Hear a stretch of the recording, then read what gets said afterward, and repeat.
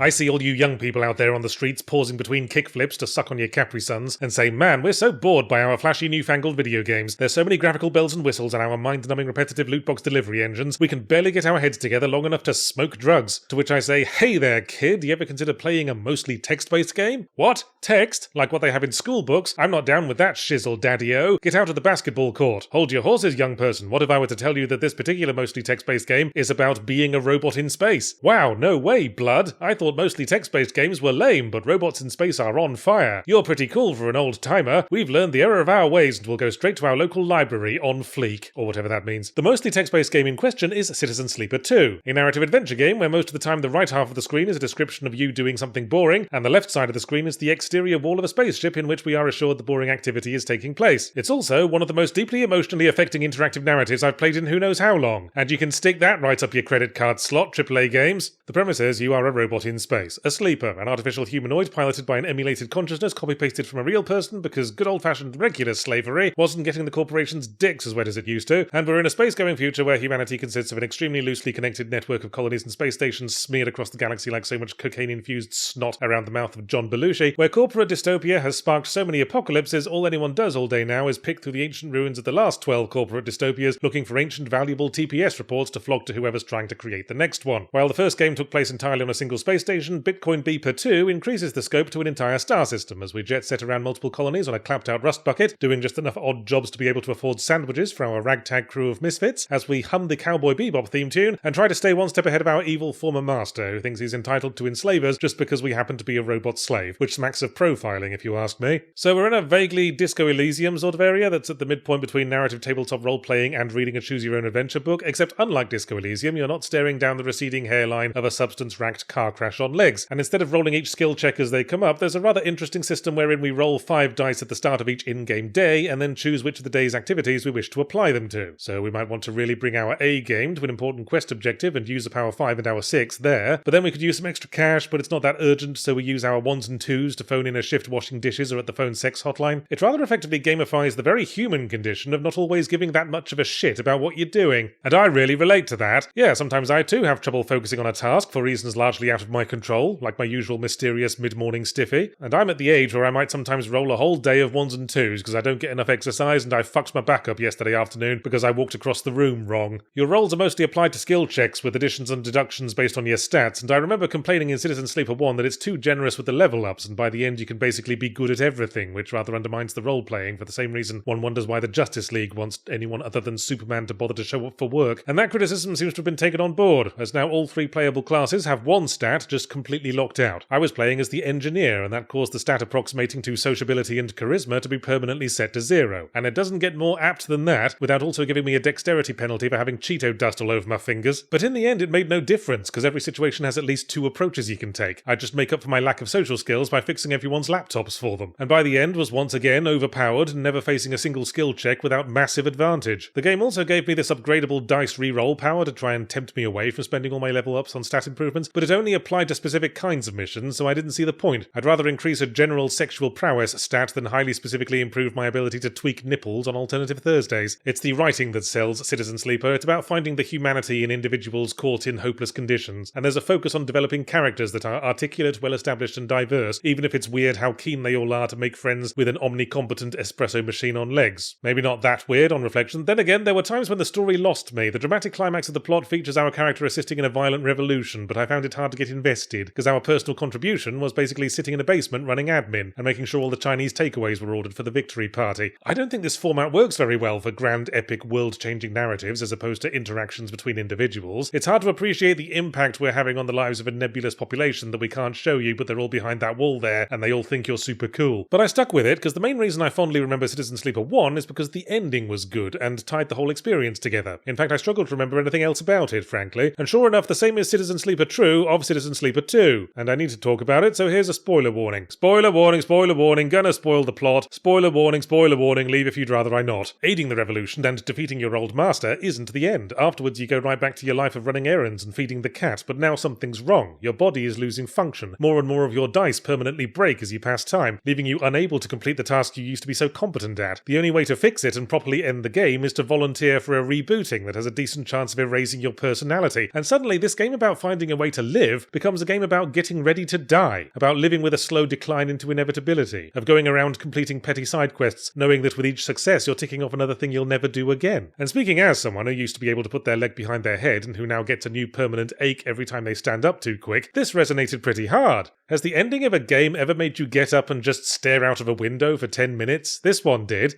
I think of the optimism of my youth and my pessimism for a future that seems to be spiralling into chaos in ways I am powerless to slow.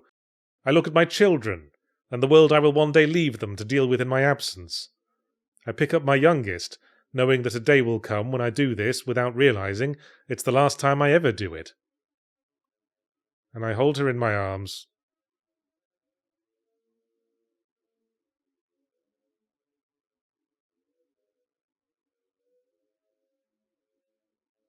Okay, I'ma put you down, my back hurts. This video is brought to you by Incogni. Whoever you are.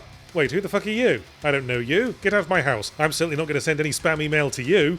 That's what I'd say if I was a data broker and you had Incogni, because Incogni is a service that makes the internet forget your personal details, which would have been very useful to have after basically every party I went to between the ages of 20 and 25, but even more so today. All you have to do is sign up at incogni.com/secondwind and use code SECONDWIND for 60% off an annual plan. Set up your account on the intuitive dashboard, throw the switch, and watch your personal data disappear from the internet like so much dandruff neath the ministrations of medicated shampoo. That's incogni.com/secondwind and 60% off an annual plan with code SECONDWIND. Treat browsing the internet the way one treats unspoiled natural beauty spots. Leave nothing but footprints, take nothing but dick pics.